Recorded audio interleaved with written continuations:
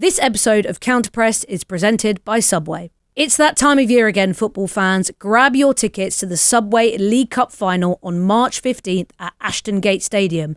Head over to ashtongatestadium.co.uk. Manchester United and Chelsea will go head-to-head in what is sure to be a cracking final.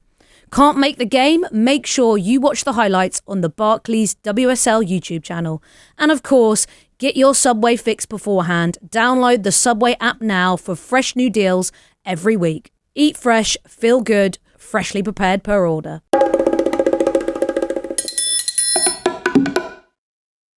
Hello and welcome to Counterpressed on The Ringer and Spotify. I'm in the studio with Jessy Humphreys and Becky Taylor-Gill. On today's show, our 3 Stories episode is back. We're bringing 3 stories to the table from around the world of women's sport. We're going to get into it, discuss and debate. Before we start on our discussion today, I'm so glad I'm here for this. We have a live unboxing of finally Flo from the Winter Olympics. Long overdue. She got lost. in EasyJet. She was somewhere in Italy, and she found her way back. She found her way back to a industrial park in Croydon, where she really She's been through it. Her true home is Southeast London, isn't it? The depths of Southeast London. And now she's here in the studio with us. Jessy, please reveal. She's been brought here in this fetching brown girl sport tote bag. Great plug. Do you want to? Okay. Do you want me to? It's your Flo. Okay, I'll do a reveal. We'll get producer Katie on the close up. Okay. Wow, guys. I want my tote bag back though. I never got a tote bag, so I might be stealing this. Okay. Wow, she's gorgeous. Oh my god, so it's cute. uncanny. The family resemblance. So You're even sort of in the same kind of blue today. Yeah. Oh my god, you are, and you do have kind of the same hair. Your hair's not really doing the flicky bottom thing. It does At the a little moment. bit. It does a little bit. For a second, I thought you could move the goggles. They No, sort of move. we thought that as well, but you can't. Oh my god, thank you so much, Jessy. Can I see her? I love her. Can I see her? Ready? Yeah. Also, Jessy, you famously got your wag a giant one. Yeah. How big? Honest How God. big is she? She's like my wag or the No, I've met She's Honor. like I know how 5'8". tall she is. How big is Big Flo? Like this I don't know. big, I maybe? haven't seen her IRL, but I did ask for a picture for scale. Yeah, I'd say like this big. I should have brought Maybe Milo this- in to meet her. Yeah, that's so true. I love my Milo. Yesterday I slept with it. You That's slept with okay. Milo. In a weird way. Wow, adulterer. I think Dylan would understand. I also saw a TikTok yesterday because I hadn't seen like human-sized mascot versions of Flo. Oh yeah. But I saw a video of them. I've Yeah, not I seen saw them. Milo, Tina, and 2 different Flos. I've not They all seen have any different little human Flos. outfits. Yeah, because I think there's 3 There's like a of them. superhero one. 3 or 4 of them. I think there's more. Cause I like Yeah. that No. Flo because she's smiley one, because there's a sort of concerned looking Flo. Yeah, so I've got 2 keyring Flos as Right. well. One of which is the Flo that looks like me with the glasses, Oh, are and you who's the journalist. Are you keeping that one? Yes. Wait, that Flo is a journalist. Yeah, that Flo is a journalist and it wears glasses. That's God, the do they have law. jobs? Yeah. They have jobs. Yeah, I think so. Oh my gosh, Wow, the okay, Flos wait, are let being me- Anyway, put to work. because that Flo, there was a big picture of her in the media centre, so I kind of assumed it was like she's a Flo. journalist. And you were like, hello, ready Yeah. to... Gosh, guys, shall I read out the little information? Oh, okay. Hello, we are the Olympic Flo. 3 snowdrops, friends of Tina, the Olympic mascot. Okay, what about Milo? We hate Milo. Ableist. Each of us has its own name, but you can call us all the Flo. We're a team, and like any team, each has one strength and a role to play. But what unites us is our love for the outdoors and for fun. We are little flowers, but that doesn't mean we want to stand like little trees. We like to travel, play, discover new things, and make friends. It doesn't say what their names are, though. No, I know. I found that a They're bit just all weird that Flo. we've all got separate names, but you can call us Flo. No, I like it. They're the Flo. The Flo. And are you giving the concerned Flo to a sibling? I don't know. I thought about that, but I'm kind of just quite into the concerned Flo. Well, I didn't know because obviously this is sort of for you and for Holly. Yes. So I didn't know if maybe concerned Flo should come and live here. Oh, yeah, concerned Flo could come Because in I here. thought could be this Flo concerned might not about- end up living here. Yeah, She true. could be concerned about the state of women's football. And I thought she would sit quite nicely between these I think two. that's Can a we great put her up idea. there for now? Well, I kind of want her on my lap. Okay, Yeah. sure. You Pass have her her with you for the whole time. But if it gets too much, if it's too stressful as we get into it, maybe she I can also- sit If we there. debate too much, you could pass it. You know, when you're at school and you had Yeah. to wait to hold the You have to cuddle, hold you the could flow. sleep. Guys, shall I I've- pull off the label? Is that? Yeah. Okay, the ready? label. This could be She's good home. ASMR. Ooh, that's nice. There I you saw go. a snowdrop flower yesterday and it felt really special. Yeah. The I was like, oh my god, it's you the sent it flow. to us. Yeah. I was like, it's the The it's flowers the flow. are out. The snowdrops, Yeah. crocuses, The daffodils. daffodils. Oh my god. Wow, Regent's guys. It's Park spring, guys. is popping. It's here. It's not false spring. It's real spring. Real spring. You think we're in it now? I believe it. I'm manifesting. I was on the South Bank last night and it was just hilarious. It just felt like everyone was like, bit of sun today, fuck it. Yeah. Let's get on a bender. I'm like, it was still dark by 6 o'clock. Nobody cared. I was in the park yesterday and there was a girlie in a tank top and denim shorts. As she And I should. thought, do you know what? As It's she should. 15 This degrees. It's British culture. It was so funny. The amount of Aperol spritzers I spotted on Broadway Market at 1 p.m. Wow. I mean, 1 but p.m. Broadway Market is the most unemployed street Yeah, in London. so true. So I'm always true. like, what do you people do? How can Yeah. you afford to live in Hackney, but you're never at work? I loved it. The vibe was, it was good. Wow, that is a vibe. Okay, well, the sun is shining in the UK, hence why we're in such a good mood because it hasn't shone in about 6 weeks. So we're going to get into it now. This is our episode where we each kind of bring a current topic or thing that's been in the news around women's football, women's sport. We chat through it, we give our thoughts, we discuss, we debate, and then you can kind of let us know what you think as well in the comments. So let's get into it after this. So JPH, you're going to start us off today. Yes, but I need to go on your website first. Please Wow. plug Part of this. One of the many exclusives, was it? Flo? Thecutback.com. Yeah, so we need to talk about Exclusive Gate.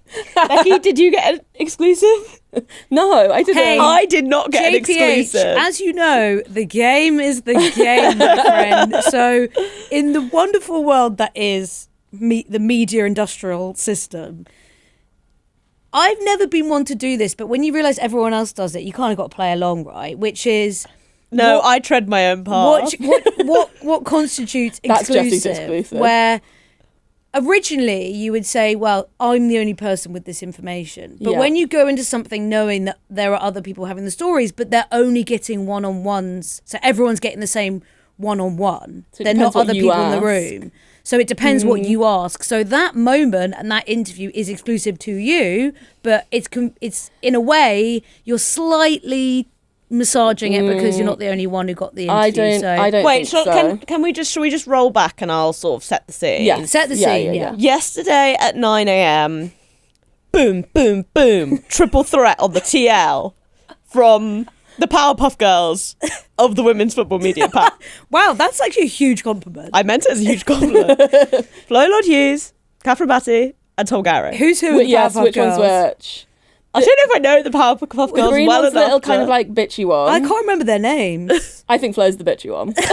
Wow, savage. No, as a compliment. Yeah. She's the best one. That's who I identify with. Yeah, I can't. One of them's called.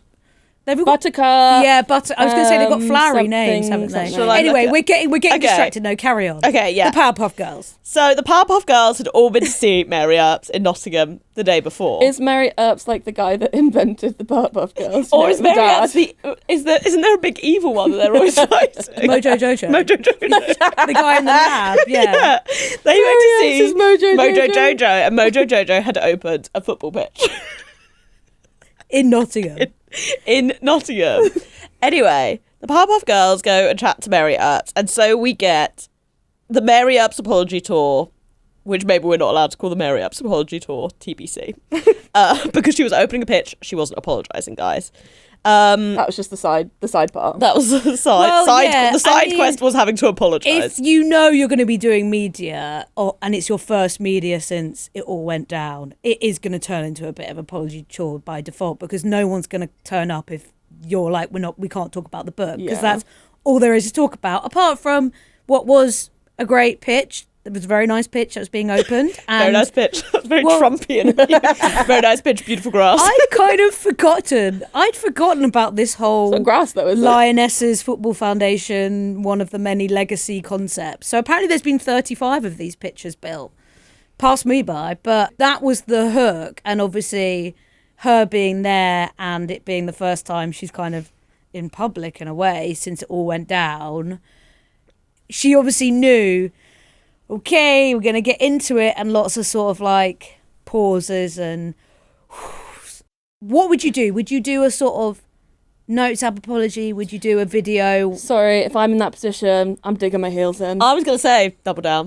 Doubling down and being like, she's a nightmare. Fuck Serena. Yeah. Fuck You Hannah. think doubling down? Burn. Those bridges are burned. Well, maybe not with apparently Serena, not. but with Hannah, I think because that bridge this is what we burned. found out. This was, I think, the key thing that we found out, right, from our interviews, was that she had our interviews. The royal. Girls, the Sorry, I thought interviews you that were we including yourself received. in No, the royal. You're not a Powerpuff The Girl. royal No, hour. I'm not a Powerpuff.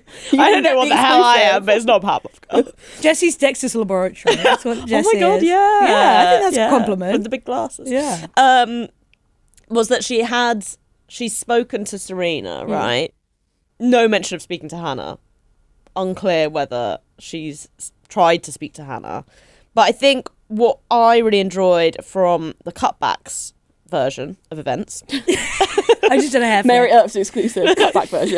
Cutback Taylor's Like version. Taylor's cutback version. That was the joke. Yeah, Guys. okay, sorry. We're just slowly catching up. Okay, she said, I look back now and I get it. I think the timing wasn't great and of course it was a difficult time.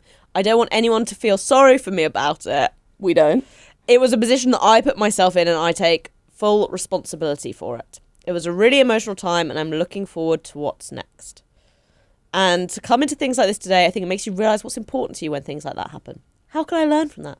How can I grow from that? And prioritise what more can I do for the women's game? What more can I do in the community? And this is my favourite line. And how can I help women's football stay on this crazy train that it's on? Wow. It is a crazy train. She's right. What I like about this is I feel like, and I actually saw my colleague George Sims tweet football cliches about this, felt like the perfect footballer's apology. We're hitting all the right notes. Yeah. We're not actually saying, I'm sorry. We're saying, oopsie. Yeah.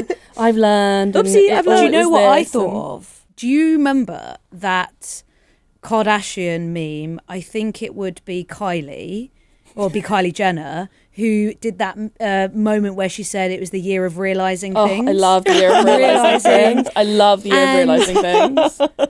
I referenced in the piece where I talked about her buzzwords because it, and when we did the book review, we talked a lot about the sort of like I counted them. therapizing things, and I think because there was a sort of nervousness about it, she fell into that same trap of like, what are my motivational quotes? So much about accountability, taking responsibility, being authentic.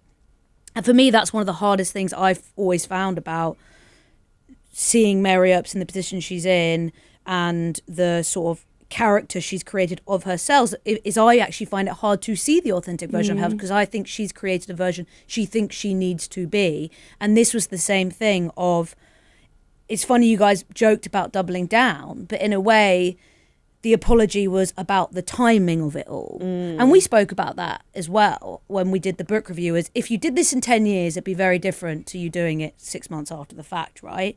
And she kept coming back to the timing was the mistake, the timing was bad, I take responsibility for that, I apologise for the timing, etc.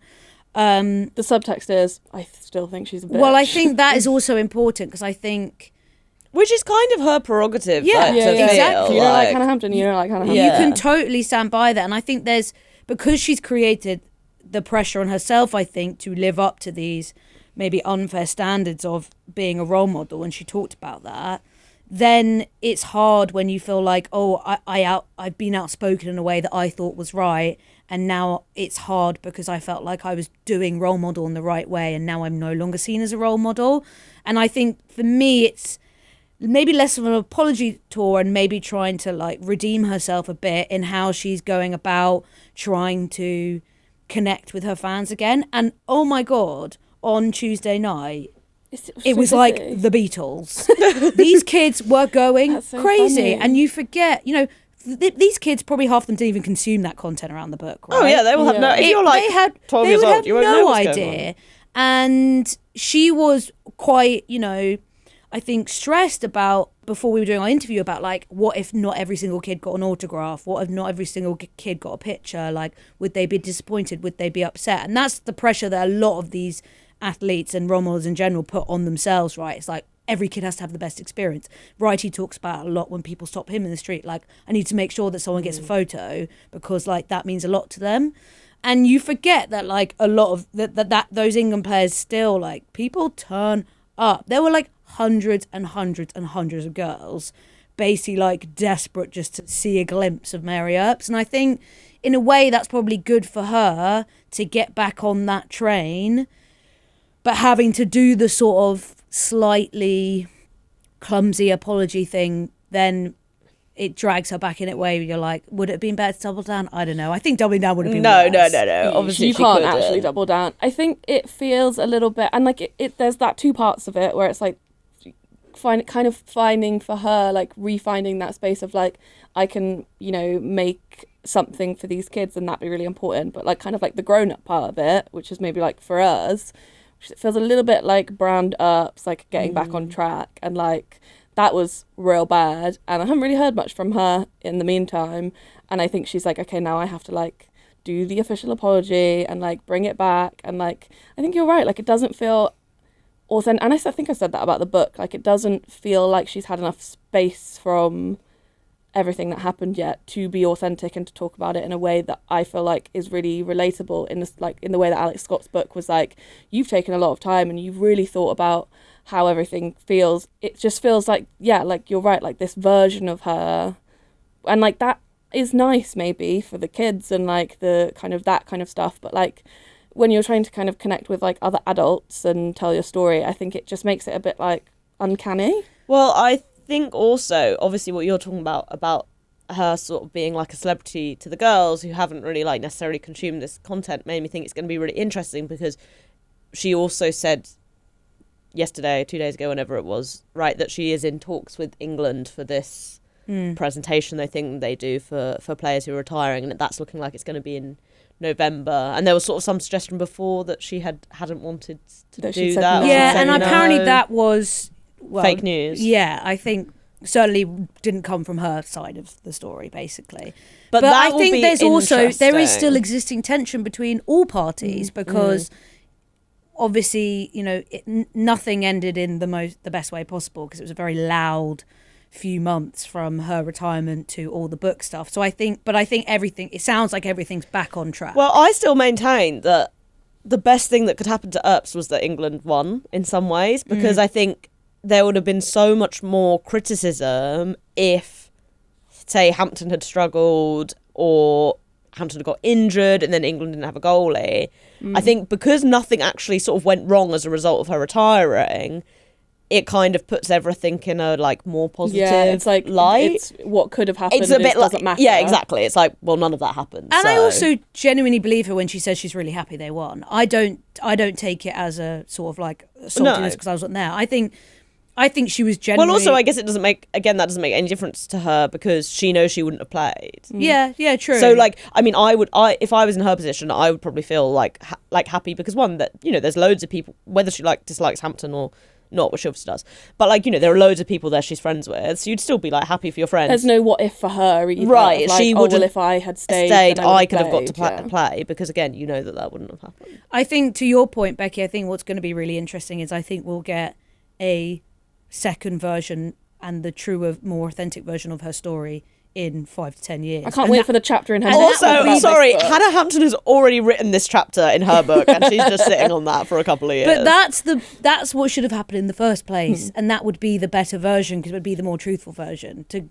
your point about the time it took for Alex Scott, etc., to do their story, it was all just too soon. And I think we did this to death when we talked about what happened with the extracts and then the book review, but it is a important case study in what not to do and when not to do it, from her team, the publishers, the editors, her, the publicists, and that press tour. God, I bet that PR team is like, whew. It's a total... Or like she's apologised. It's a total, like, do not do it like this. And it's unfortunate for her that she had to go through it all, But also people move on. Like what's really interesting is the stuff that she did this week as a result of that pitch opening. I guess unfortunately for the PR for the pitch opening, but in general, the reaction's been 0.5% of what it was when it all blew up in the first place. Obviously, I guess that's frustrating if she wants to come forward and say, I made a mistake, and she wants more of a platform for that. But I think that just shows how much the conversation's moved on. And that's a good thing, because you don't want to keep rehashing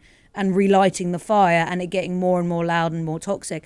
If she does return to the WSL, she will have to face quite a lot in that first return in terms of media and questions and everything. If I was a Chelsea fan, I would be cooking up some chants. Well, she already was on the end of quite a lot of. she's been quite mocked by Chelsea fans for a long time.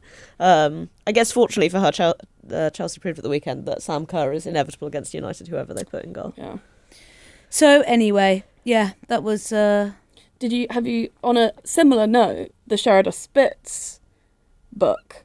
Have you seen? No. You mean the Dutch Judy Classic? No, she's maybe the Dutch Mary Earps. She's written a book, and then it's kind of unclear. It was like the article was in Dutch, so I read it, but it wasn't entirely clear what had happened. Yeah. But she had said, obviously there was like a lot of tension in the Euros for them, and like she had said that a player on the Dutch team had thrown her and Van der Donk under the bus, and then Van der Donk was asked about it in a press conference, but it's unclear who the player is, unclear what really happened, but there's like some drama to do with her We book. need to phone Jana right now. Yeah, we need to try and out. get our hands on an English translation. But I think that the player that's thrown them under the bus hasn't been named. I did a really funny tweet about it. I can't believe you didn't see it. I didn't see anything. Last night? Heard the player was I spelled, I don't know how to say it, like a Dutch version of Mary, Van Earps. Nice. Stop. Yeah. Stop it.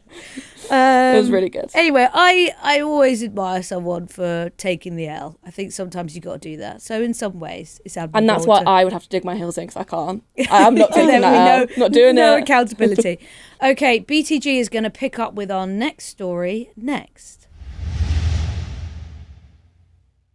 Right, what you got this week? So, Jessy, you weren't there at the Football v Homophobia Awards, but at the end they did this surprise Lifetime Achievement Award, and two people got it. It was Ashley Pitter, who plays for Stonewall, and Joni Evans of Hackney Women FC. And Flo can attest, it was emotional. Yeah, everyone in the room was in Joni was tears. actually sat next to me, and she had no idea that she was getting this award. Her friend, long-time teammate at Hackney Women, like got up and did this gorgeous speech, and it really inspired me to like look at Hackney Women's history, and they're really fucking cool. So I thought I would talk about them. They were Europe's first out gay football team. They formed in like 1986. That 40 years. Happy birthday. That is height of the AIDS crisis. 2 years before Section 28. Like it's really impressive and like feels really groundbreaking to have kind of real stood on gay business back then. Well, you would also say that Hackney Women walked so teams like Gold Diggers could run. I think that's what I was thinking a lot when I was kind of reading about their history, is like the same things that we experienced, they have kind of paved the way for it to be a little bit easier for us. I did the nerdiest thing in the world. They don't have a Wikipedia page. Really? That surprises me. They do now. You made it. Becky made the wiki. It's in review. I made a Wikipedia account. I went through all the articles of like, it's really crazy, like how to write a Wikipedia article. And I was like, right, getting on it.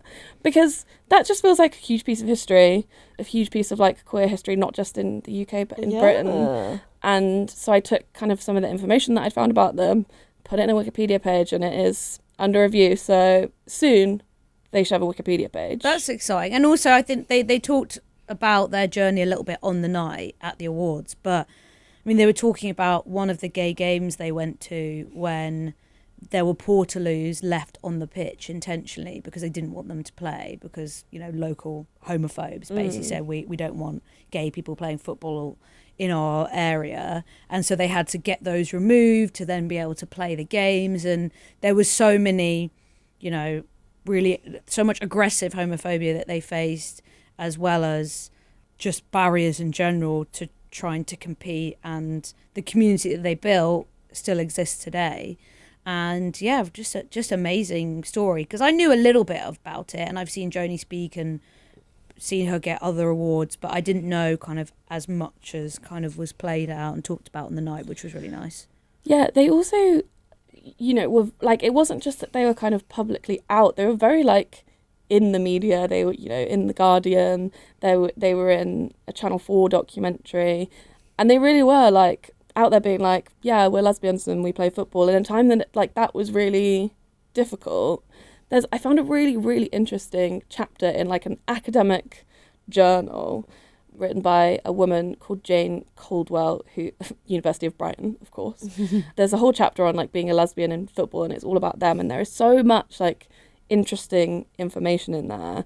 And I think one story that really stuck with me was, obviously they experienced like quite a lot of like hate, pushback, and there's one story about kind of a violent hate crime that they were victims of, where they had pre-booked a pitch in North London, and when they got there was men playing on there, and they kind of asked them to move, and one of the guys got really violent and attacked two of their players. And I think not even just in a queer way, but like my team still had to fight really hard to get a regular pitch space at a good pitch, not like 100 miles away. We used to play at Tufnell Park School. Did you train there? And it was like sandy Astra. It was horrible, really far away. And it was like 2020 when we got our like Hackney pitch that is really good quality.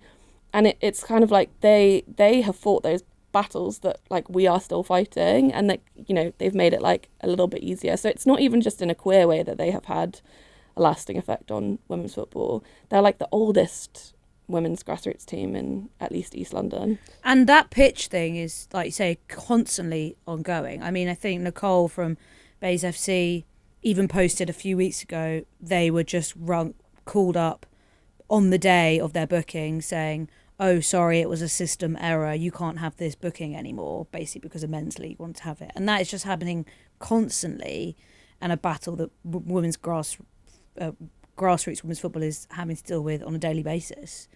I think also what's really interesting is choosing to be out and gay is something that obviously women's football, I think, has quite a complicated relationship with, because there's obviously, women's football obviously is very gay at every level, from grassroots to professional.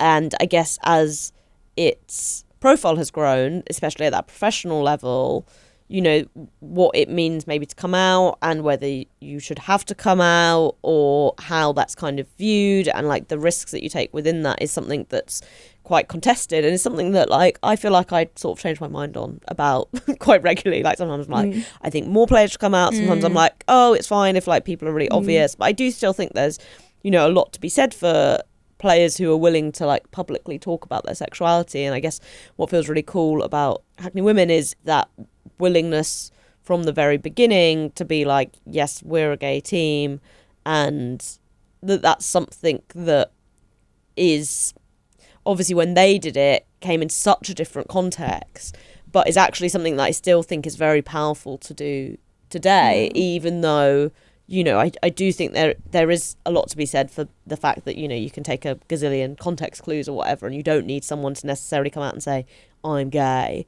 But you also, I think, do lose something by taking that, by not having that speech act, even if it creates a sort of different level whereby, if you can read the context clues, if you have sort of the internet legibility, of course you'll understand it. But, there are plenty of people who won't necessarily have that, and then don't necessarily get that context. So I think it's really interesting to think about it within sort of that history of coming out within the women's game, and what that actually like looks like now. I think what I really love about it is that it is like such a core bit of their identity, and they kind of historically have seen like being queer and like being a lesbian team as like political. And I think that really feels really important now again, when like women's grassroots football at the moment is very political. Like our trans teammates like are not allowed to play, and in FA affiliated leagues, and their policies were very much like, we are anti-racist, we are like anti-homophobia and sexism, and you know, our practices as a football team all play into that. We're not just going to Hackney Marshes on a Saturday and playing, like we're going to Pride, we're going to the gay games, and we're really standing up for what we kind of believe. And I think that, you know, they are also one of the teams who are very vocally like anti-trans ban, and I think that, like, I love Gold Diggers, and we are still very political as a team, and I obviously would not have joined as like a young person because I was straight when I joined Gold Diggers, and that was a really lovely space for me to find that. If only someone had written a dissertation about how spaces like Gold Diggers could help people discover their sexuality. I was a case study actor for you. And You're actually a scientific experiment. Well done, Becky. You passed. How gay can we make one woman?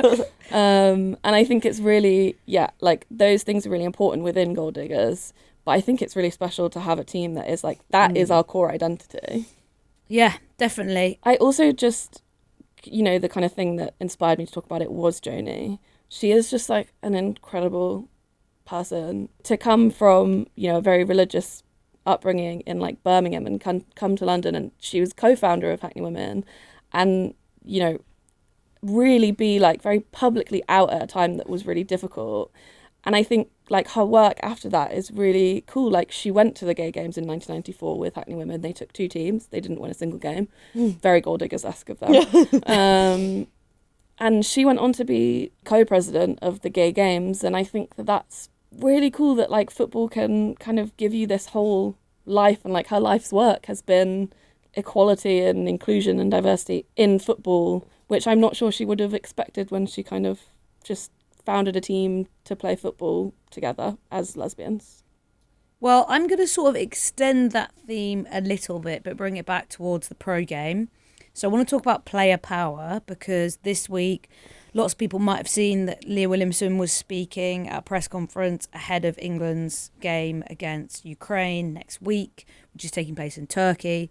So we've got 2027 World Cup qualifiers starting for England. Now, Williamson was asked about the recent influx of injuries for high-profile players in the women's game and the increasing intensity of the calendar. Lots of people might have seen as well. At the end of last year, FIFPro released a report around the kind of load of top players and how the very, very elite, so the very small percentage of those who are playing in every single club competition and then playing international football and major tournaments, are playing up to 50 games a season. Obviously that is a small amount, but Leah Williamson and her England teammates a lot of them are in that bracket, right? And it's a conversation that's come up a lot in the men's game, with there being talk of potentially strike action with all these new competitions that are coming in, namely the Club World Cup, which obviously the men's one happened in the summer. But it's been interesting because Williamson's comments came off the back of the WSL quite loudly speaking out about where the Women's Club World Cup has been positioned in the calendar. So the first edition isn't coming to 2028, but it's been put in January of 2028. And the WSL are very frustrated about that, because where it sits in the calendar, the domestic calendar, and their preference would be for it to be in the summer outside of a major tournament summer, so outside of an Olympics or a World Cup or a Euros. And they were talking about it having potentially catastrophic impact if it stays in this slot in the calendar. And it's kind of the first time we've seen these rumblings of maybe organisations or player bodies start to want to actually potentially take action. And Williamson said she wouldn't rule out further action if the calendar keeps getting as complicated and busy as it is starting to get. It's something we've seen in the US happen, not for calendar reasons, but because of the collective bargaining agreements. We see there is much more collective action around things. So in WNBA, we're poised to potentially have a lockout, which would mean the season would be delayed. If they don't sign the next CBA within the next month or so, really, it could be delayed. And Major League Baseball, all the rumblings seem to be they're definitely heading for a lockout ahead of the new season. So it's something I think in US media circles always become quite common because they're used to the CBA negotiations sort of breaking down. They're used to the players' union saying we're downing tools until we get what we want. But in European football, we're just not used to much collective player power and collective action. And it would be really interesting if this calendar demand that we're seeing in the men's and women's game would be the first domino we see of players saying, actually, do you know what? We're not going to let FIFA, the world governing body, continue to dictate our calendars without us really having a say in that. I don't know if we would ever see it come to that, but I would love to see it come to that, really. Yeah, I find it very hard to imagine. I mean, obviously, player unions in the US are a very long-held traditional thing that have achieved a lot, and you obviously get, as a result, you know, players kind of indoctrinated from a very... Indoctrinated sounds like negative, but I guess like you're union busting. But I guess kind of indoctrinated, but in what I see as a positive way, in that this is something that, you know, you should be able to withhold your labour. And I mean, there's a very good book by Caitlin Murray, who has blocked me on Twitter. I remember this. Called The National Team. The politics of it all. Which, it's a fantastic book, and it's a history of the US women's national team, but it really goes in deep on a lot of how they've, you know, looked to withhold labour at different points in order to achieve better rights and better pay. I find it very hard to imagine that kind of thing over here, simply because there's not that cultural history. Even, say, obviously with women's football, women's basketball, which, I mean, I guess women's football is a better example because obviously basketball has the men's game as a thing. But, you know, women's football, which is maybe kind of a newer sport within the US, when you've got these big legacies of American football, baseball, which have this, you know, had this long-term tradition of being willing to fight for this stuff, it's easy to see how you come into that culture in Britain, which has a very weak union culture at this point anyway. It's quite an alien concept, I think. Any strike action, good with me. Oh, I fully support. No, sorry, I wasn't implying that you weren't.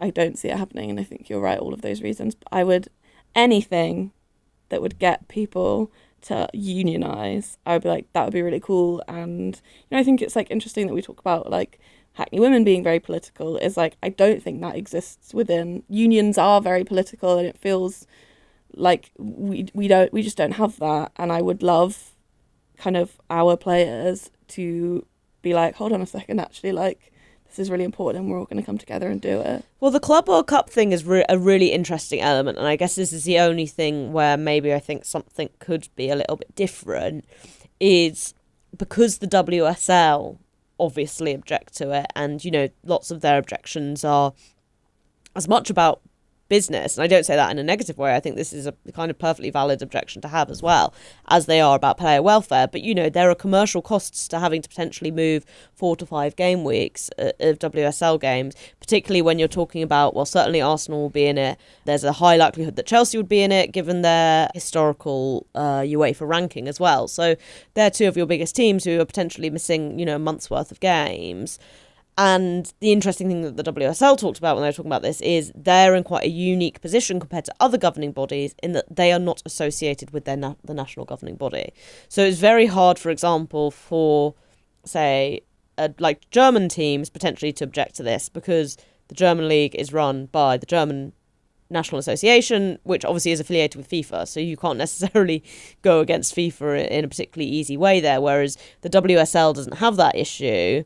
Although at the same time, they obviously still have to have some kind of relationship with FIFA. But that kind of unique set of events feels like it could be something that would potentially... I still find it hard to imagine.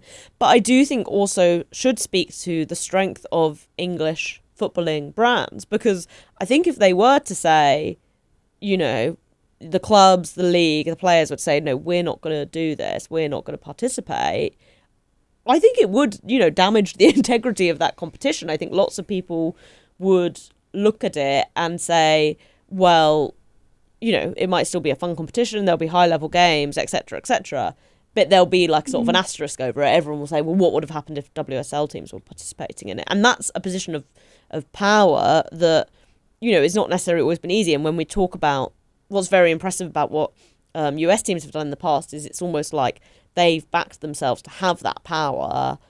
And it's hard, you know, I think within women's football that you can see why people are scared of withholding their labour because they're scared that everyone else will just say, oh, okay, then, well, we don't really care. Well, also, history dictates that when you push back against FIFA, they just do it anyway. And I think that reluctance and that frustration, it eats into all of us. I mean, that's just how power works, right? Is you're kind of like, oh, well, we can kick up a stink and FIFA can say that there was very extensive consultation happening, but still there's just 5 people in a room rubber stamping that, whether we like it or not. So I am intrigued to see how far the pushback goes and whether the pushback can hit the right people to raise enough alarm, because what's interesting is so many players have not shied away about talking about this topic. They've been talking about it for years, ever since we had the sort of ACL crisis in women's football. It has been talked about. Vivian Miedemar's written however many columns in Dutch about it. Kira Walsh talks about it. Williamson,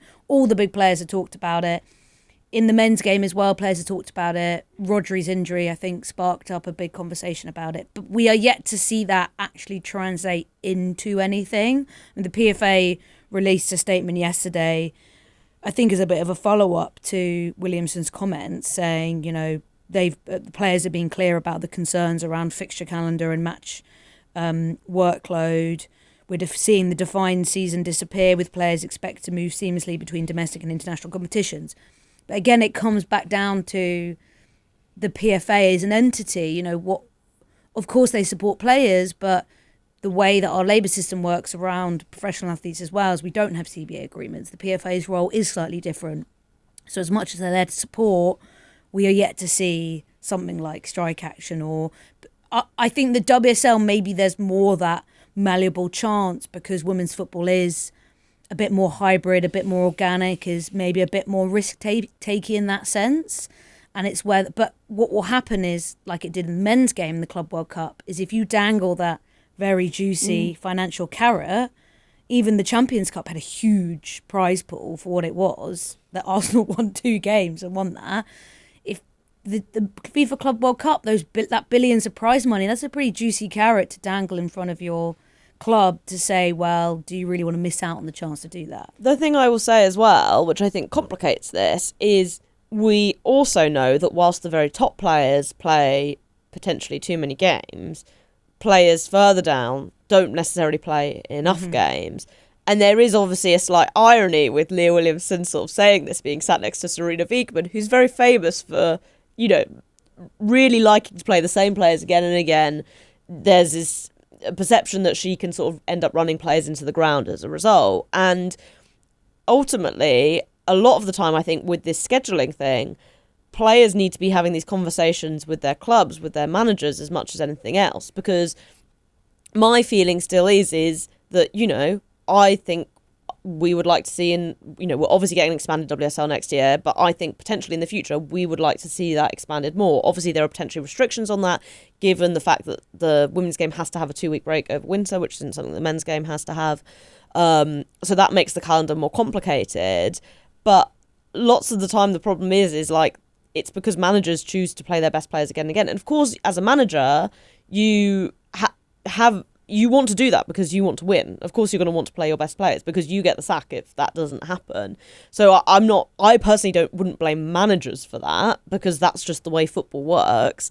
But I think sometimes that's like some of the tension with what players are talking about. Because, like, let's leave the Club World Cup thing aside for a moment. Players were still talking about this regardless.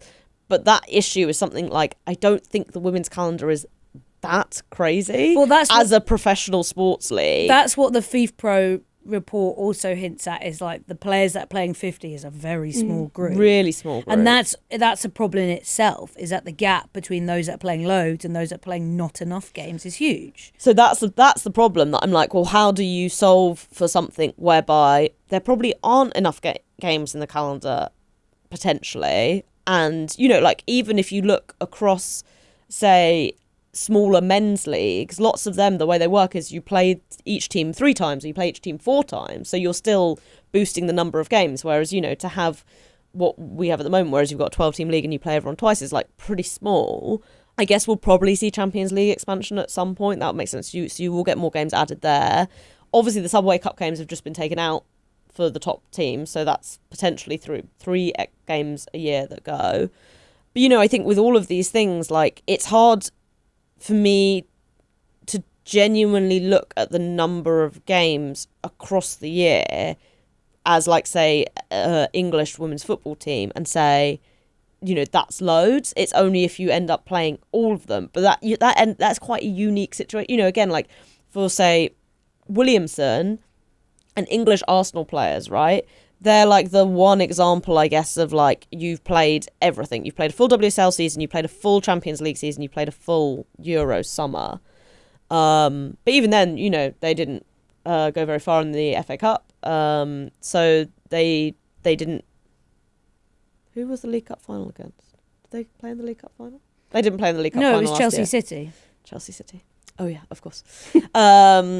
The League Cup finals really all blur into one. I'm so ready for this competition to be over. So, you know, over for you. Over for me. There's still games they miss out on there. But yeah, I think it's like the uniqueness of that situation, which is something that can also make it...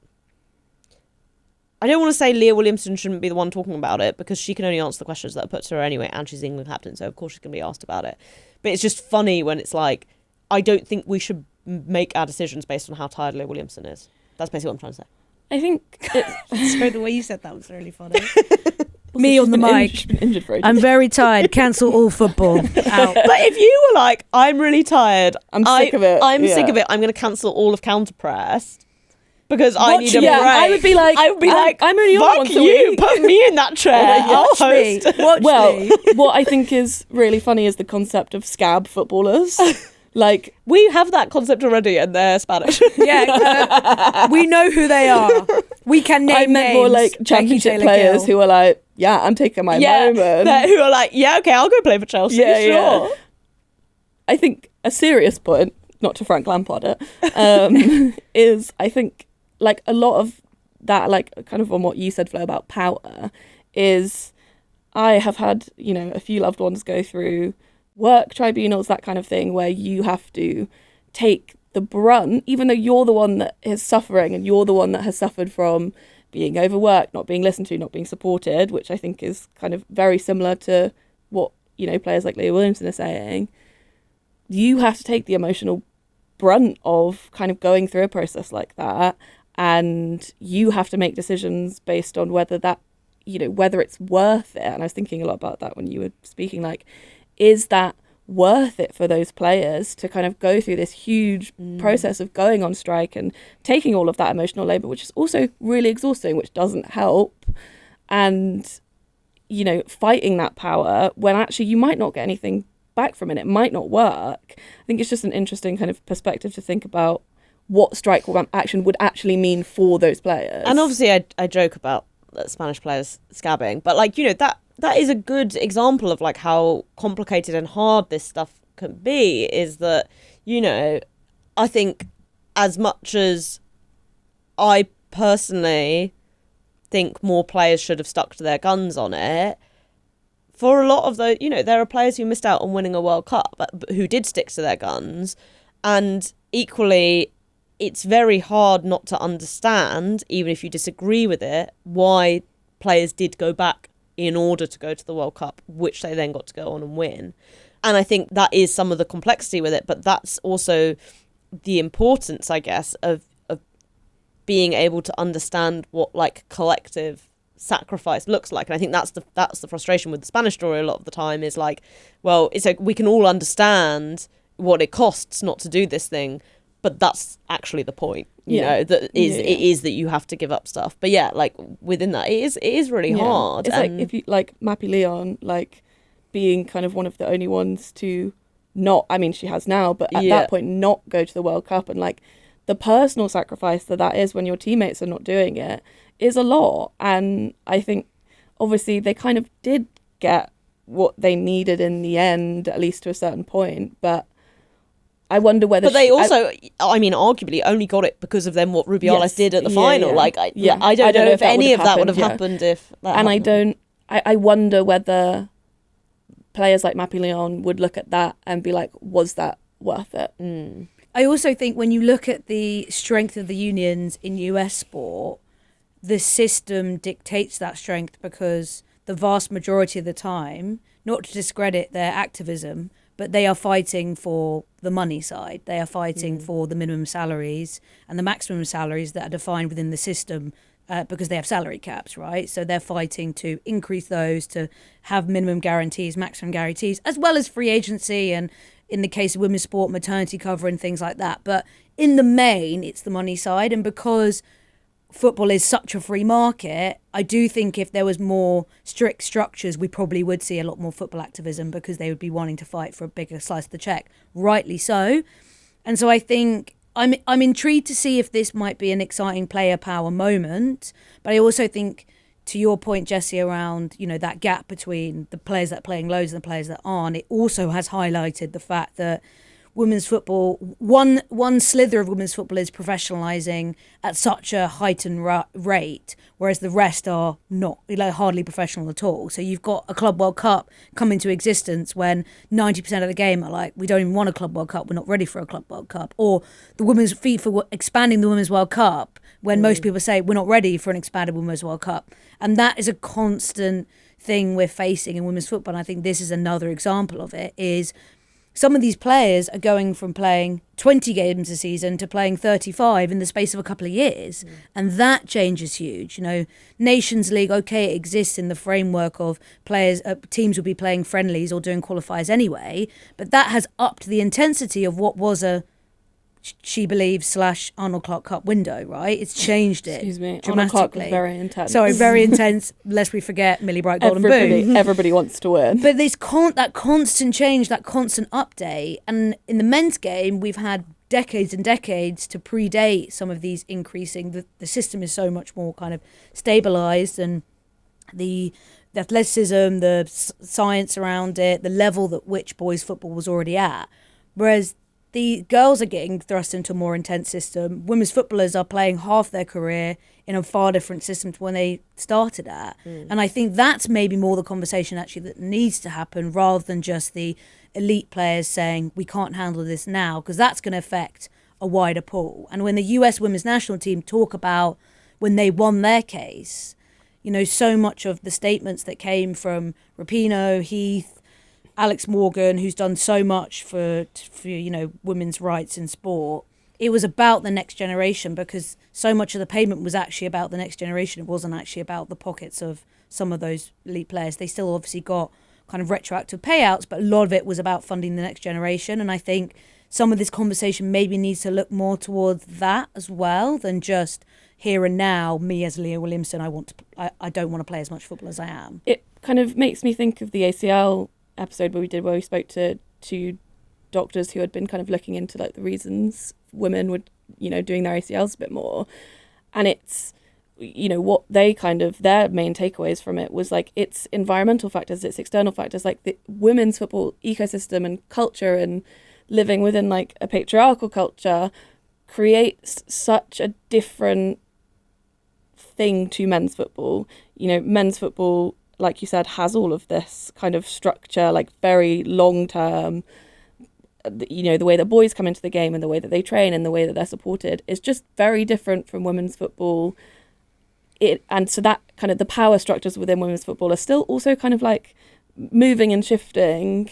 And also then on top of that, the power of like kind of FIFA, who are run by, you know, a load of men, and then women's football teams within that. I think it's so complicated, and there's so many different things to it that make it just such a different thing from men's football that it's really hard to know kind of what is right and when to strike and when those actions are needed. And I just think it's interesting to think about the power dynamics, not just in a, you know, FIFA powerful leagues, less powerful, but also in a kind of patriarchal way as well. Well, another very interesting 3 stories. We'll do it again for sure, because I think people liked it when we did it the first time, and it's always good. We've got a very extended international break this time around, because on Sunday, the Women's Asian Cup starts in Australia. We're going to talk about that on Monday's episode. There's loads to get into already about that tournament. Not least G-Flip's special anthem for the tournament. Do you not know this? No. I didn't know this. Is this why you're listening to G-Flip? When we got to the G-Flip studio? has recorded a cover for the Women's Asian Cup. Oh my God. Listen to it on YouTube. And K-pop Demon Hunters Are performing. Yes, I forgot about that. But will it be like the Belfast show? So true. That's not K-pop. And I will say, for those of you who are watching it outside Australia, you can watch the games on YouTube. So if you want to live stream any of the games, the first game kicks off at 9 a.m. UK time. So that's not so actually perfect. not too bad for a Oh my Sunday. God, I was just thinking about the 2023 World Cup and how it was so nice to wake up, roll over, football on. So go on Perfect YouTube, go on the replacement Asian for Cup Winter YouTube Olympics. channel. You can find all the games there. I don't know the case for anyone who follows teams that are participating in the tournament, because that might be a separate deal. But I know for those of us in the UK, go to YouTube. If you're in Australia, it's Paramount and probably a free-to-air thing, I think, for the Matildas games. Anyway, I'm excited. We'll get into more of that next week. Weekend activities? Going to my brother's gay choir thing. The denim That's lovely. one. What? Don't they all wear denim? Maybe, I've seen clips of yes. it. It's at Clapham Grand. Yes, I've seen clips Wow. of this. Me and Honor are going with my parents. Oh, Cute. Double Double day. day. Looking forward to Edward solo. He's got a solo. He did a solo before, He did a because I solo saw on before, Instagram. What's the yeah. song? Do you know? I don't know. Oh, how exciting. But anyway, I'm looking, and he texted me being like, not to stereotype, but do you like Moona? And I was like, yeah. And he was So like, we we're think doing a Moona song. Okay, cute. And then on Sunday, there's no football. I'm Apart from the going, Women's Asia Cup at 9 a.m. I'm There you go. going to Arsenal-Chelsea Premier League on Sunday. You're Fun. not. I am.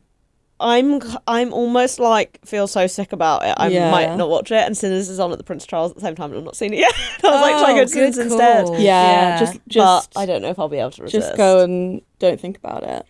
BTG, what's your weekend looking like? I'm going to ice skating disco tomorrow. Oh yes. yeah, I can't come because I'm going to yeah, this you concert. but you both do need to come at some point. It's Yeah. every Friday and Saturday at Lee Valley Ice I just Skating. really... Can you tell me what the level is like? Yeah. Because I can't. No, ice skate? and that's Okay. what puts me off. Like, I just know I'm going to be falling over and clinging onto the sides. I just don't know if it'd be fun for me. My ice skates arrived. Are you wearing them? I think so. I was going to go yesterday and like practice on them because Lee Valley's actually really close to me, so I am going to go every day and become a star. And I'm 2030 gay games. I'm going to win gold at figure skating. Great. Do they have figure skating in the gay Yeah. games? They do. I'm so Of excited course. for Valencia. I want to see some butchers twizzle. Are they to the butchers? I do don't it? know, but I hope so. So I'm going with some Imagine friends. Becky doing a triple axel. Wow. Our quad god. And I'll land them. I'm very excited. I can't wait to see what the BTG tunes backflip when are. it hits at the gay games. Wow. But I haven't tried out my new skates yet. They were £30 on sale on Sports Direct, so I'm very excited. I've tried them on at home. They're very pretty. I'm very excited. This figure skating era is so funny. I mean, that's what they talk about. Inspiring. All my TikTok, my whole For You page is like level 1 figure skating, how to pass, and I'm like, yeah, I want to get the badges. Oh, you could do like great. Yeah, but Lee Valley don't have adult level 1. They have like 5 to 15. So I'm gonna try. Are you allowed to join, or is that weird? I think that's safeguarding. weird, yeah. I'm 30 years. I'm double the age of the oldest. I know, but if you want to do, it's like the swimming badges, right? Yeah, I'm not very good swimmer, so I I'm not a good only had swimmer. grade 1 I had swimming. my Frosties badges, I guys. didn't. I only got I don't think grade I got 1. above 100 meters. Yeah. I mean, I was never a good swimmer, but I got my Frosties badges. I actually have childhood trauma because I was in grade 3 in like year 5 and I wouldn't jump in the pool, and she literally in front of everybody was like, go to the baby pool, and sent me down to grade 1, where they quickly realised that I couldn't fucking swim, so why was I in grade 3? Yeah, that's crazy. And then I got my grade 1 badge. But I was always so jealous of everyone in the baby pool because I was like, Yeah. I can The baby swim, pool's where it's at. but I hate it. I Yeah. feel awful. Yeah, I hated swimming, to be fair. Yeah. I think there's a lot of sort of body image trauma that comes up Yeah, when I think as a about kid. swimming. So Well, you I kinda need to don't like pick get into I it. need to pick my Speedo.